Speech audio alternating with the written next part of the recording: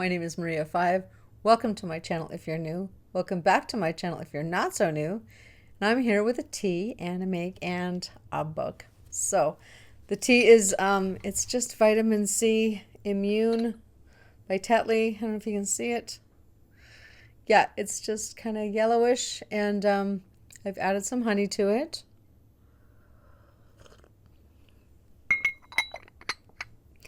Because it's still very much cold season here. And then for the make, I have another quote. This is Peking Kitties again. I did a smaller version of this, but I'll just show you this one. And yeah, there's 4. And check out those eyeballs. Those are cool, right? They are just really cool buttons that I had in my collection. And for the book, I have Listen for the Lie. This is by Amy Tintera, published in 2024. And this book was kind of a surprise. All of a sudden, it was there. So, what happens when everyone in your hometown thinks you're a murderer? Right? Crazy. It's absolutely crazy. So, Lucy was originally charged with murdering her best friend. And the case was dropped because there's no evidence. And she ends up moving to LA, just getting rid of everything and basically starting over with this really crazy past. Like, oh my goodness. And she has not been to her hometown since. She's 28. And it's her grandmother's 80th birthday. So her grandmother decides she's going to have a really big party, and she invites Lucy, pays for her plane ticket, and what choice does she have? She has to go. Her and her grandmother were really close, and she has to go. She's in a not wonderful relationship in LA, and she's not exactly with the jobs. So at the end of the day, this is actually a really good break for her. On the other hand, it's the last place in the world she wants to go, back to her hometown. So she goes. Ben Owen is a journalist, and he's got this whole podcast. And the podcast is called Listen for the Lie. And that's how he starts all his things. Listen for the Lie by Ben Owen. And so there's the action, and then there's these little podcasts.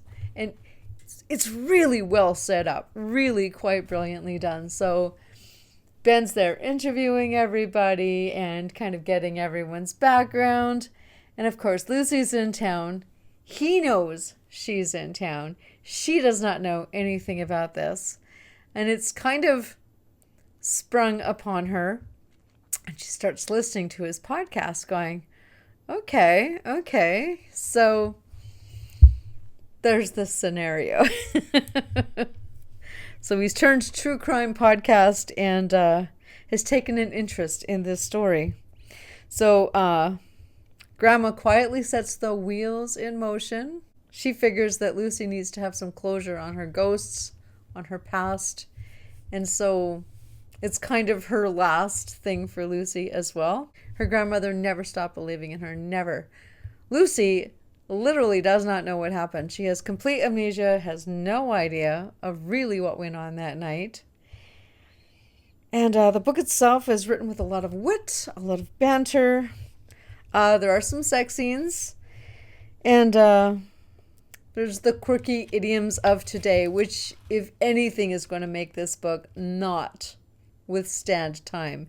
There are just some sayings, some idioms that we say now that people even 20 years from now are going to go, what? So there's that. But it does feel very relevant, very current. And even though, of course, I couldn't relate to Lucy at all. Of course I couldn't. But she was really, really a likable character. I really enjoyed her. I enjoyed the grandma. The grandma's kind of cool and with it. A lot of chuckles there, too. So I don't want to give too much away, but there's this interplay between Ben and Lucy, and how they start off like Lucy wants nothing to do with anything. She's just here for the grandma, but then gets pulled in. It doesn't hurt, of course, that Ben is very good looking. And then there's her old high school sweetheart. He shows up. And yeah, it's, all her friends that some care about her, some want nothing to do with her anymore because there's all this stigmatism attached to her. Like it's really a book of intrigue. It was funny. I literally laughed out loud many times reading it, which is kind of embarrassing if you're reading it in public, but I do it a lot, so I'm okay with it. You, however, might not be, so maybe pick where you're going to be reading it. But Listen for the Lie, Amy Tintera, and it was good. Just a really, really good, fun read.